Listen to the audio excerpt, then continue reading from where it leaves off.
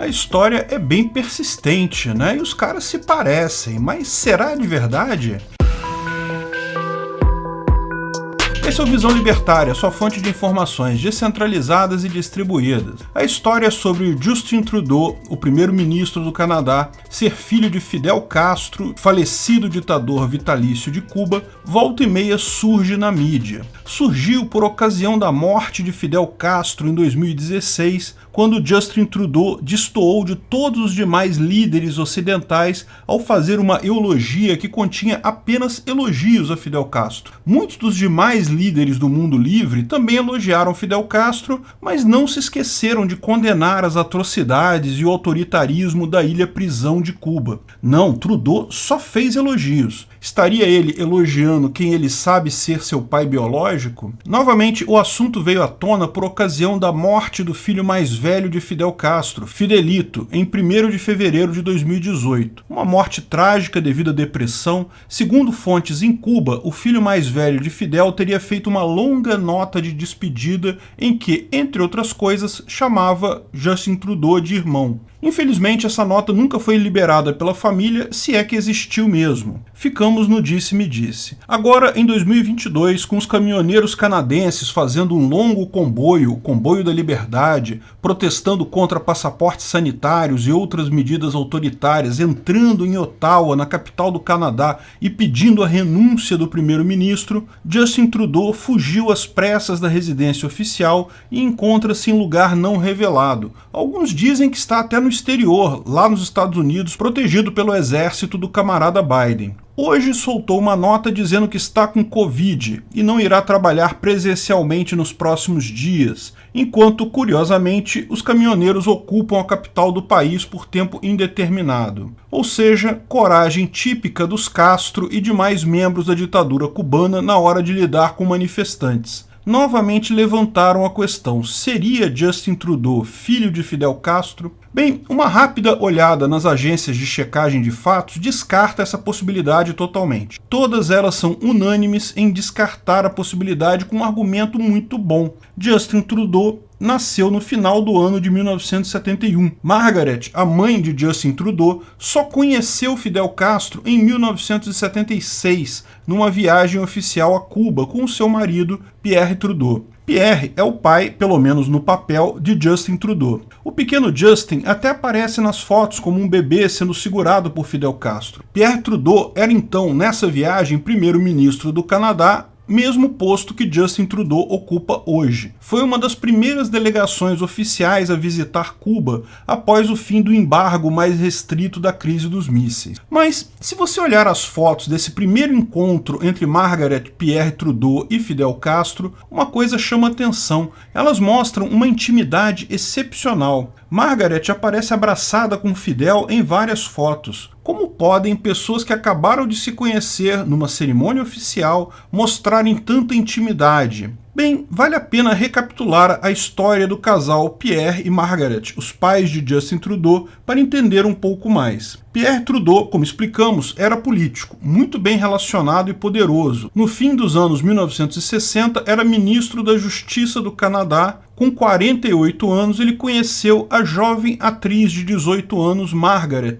em um resort no Tahiti, onde ambos passavam férias. Logo começaram a se relacionar, o que foi um certo escândalo para os canadenses. Primeiro pela diferença de idade, claro, mas também porque Pierre Trudeau era um solteirão, um playboy conhecido por muitos affairs, muitas namoradas, mas até então nenhum relacionamento sério. Quando ele fez 53 anos, ela com 22, eles se casaram em uma festa que reuniu boa parte da elite socialista liberal americana e canadense. O fato é que a imprensa de fofocas do Canadá caiu em cima do casal. Existem vários depoimentos e reportagens que diziam que o casal era adepto da prática de swing, ou seja, a troca de casais, em que casais trocavam seus parceiros na hora do sexo. Outras reportagens, ainda mais maldosas, davam conta que, como esperado, numa época que ainda não havia o Viagra, o velho Pierre não conseguia satisfazer plenamente a jovem Margaret, e que ela tinha, portanto, vários outros parceiros. Ela adorava curtir a vida. O pessoal mais jovem de hoje em dia talvez não conheça a discoteca Estúdio 54 de Nova York, que era o epicentro do movimento disco. Margaret era frequentadora assídua. Pierre nunca foi.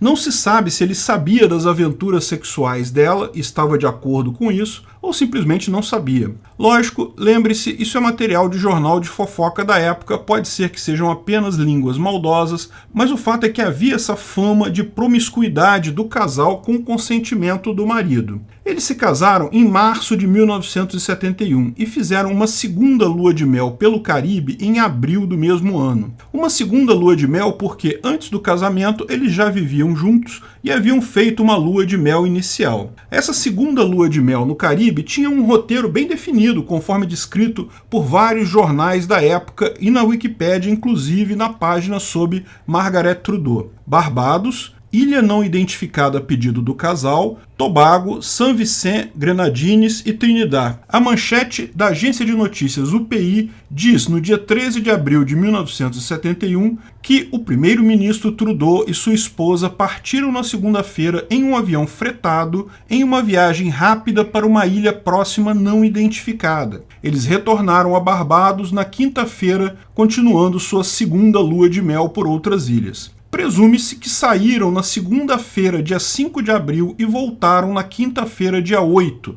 nessa viagem para uma ilha não identificada. Agora, qual seria essa ilha não identificada? Todas as ilhas do roteiro foram nomeadas nas reportagens, é tudo público para todo mundo, menos a tal ilha não identificada. Por que não dar o nome dessa ilha específica? Bem, havia uma ilha no Caribe, naquela época, que era vista como um potencial problema diplomático. Em 1971, a crise dos mísseis em Cuba já havia passado, mas havia ainda muito receio dos países ocidentais em reatar com Cuba. Cuba ainda era considerada inimiga soviética, e naquele momento a União Soviética ainda era uma potência séria, algo que muita gente temia. Embora a crise mais aguda da Guerra Fria já tivesse passado, seria um escândalo um ministro da Justiça do Canadá, por exemplo, visitar Cuba. Estaria violando embargos e poderia deixar o governo canadense numa situação ruim. Mas é preciso considerar uma outra coisa. O casal era fã dos Castro. Como toda a esquerda da América, a esquerda canadense via a revolução de Fidel Castro como a maravilha das maravilhas. Tal como o PT aqui no Brasil encara Castro quase como um deus, busca trilhar o mesmo caminho, Pierre Trudeau também era encantado com a fábula da Revolução Comunista dos Castro. E Margaret, bem, ela era uma jovem atriz, bem provável que adorasse também a esquerda. Talvez, na viagem que tenha sido feita até com objetivos diplomáticos, veja, naquele momento havia interesse de vários países da América de levantar os embargos, acabar com a briga direta com Cuba. Essa conversa precisa começar em algum lugar, que melhor lugar que não seria com um emissário presencial amistoso a Fidel Castro, levado num voo charter com destino à ilha de Cuba de forma secreta. Seja lá o que aconteceu nesses dias, seja lá se foi Cuba ou outra ilha visitada pelo casal, uma coisa é certa, foi exatamente aí que Justin Trudeau foi concebido, foi aí que Margaret engravidou,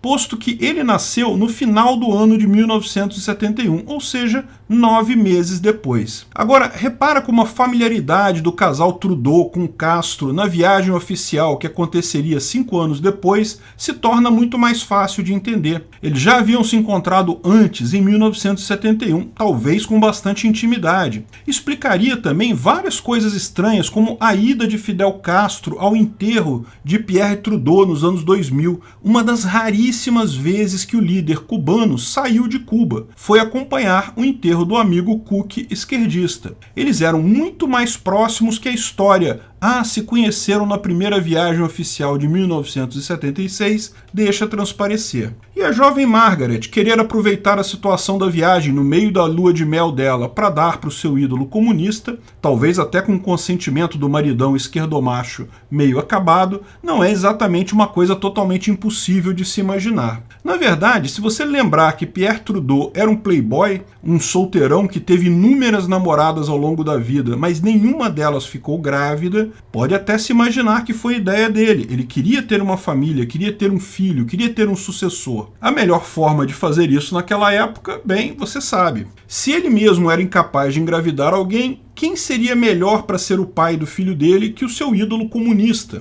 A família Trudeau, lógico, nega a história, o governo canadense nega a história, mas até ao negar fica estranho, né? Governos não costumam negar boatos de internet. Se alguém do governo ficou realmente preocupado com isso, deve ter coisa por trás. Será que isso aconteceu mesmo? Bem, certeza talvez nós nunca tenhamos. O máximo que podemos fazer é especular que sim, é possível ter acontecido. Agora, um fato é inegável. Muito mais marcante que a semelhança física entre Justin Trudeau e Fidel Castro jovem é a semelhança ideológica e do fraco caráter comunista covarde que certamente passaram de Fidel Castro para Justin Trudeau. Se não passaram pela via genética, passaram pela via memética, pela ideologia distorcida pregada pelos pais promíscuos esquerdistas no ouvido de Justin Trudeau desde pequeno. Obrigado por sua audiência. Esse vídeo foi um oferecimento de armataweb.com, cloud e serviços de data center, 100% de compromisso com a satisfação e privacidade dos clientes. Aceitamos Bitcoin, veja o link na descrição do vídeo. Se você gostou desse vídeo, clique no like e compartilhe ele em suas redes sociais. Se inscreva no canal para nos ajudar, clicando no botão vermelho abaixo. Se quiser ser avisado de novos vídeos, clique no sininho ao lado. Se você quiser comprar camisas e outros itens do Visão Libertária, veja nossos itens no site Pimenta no Café, pimentanocafé.com.br/Visão Libertária, tudo junto sem acento, ou clique no link da descrição. Até a próxima!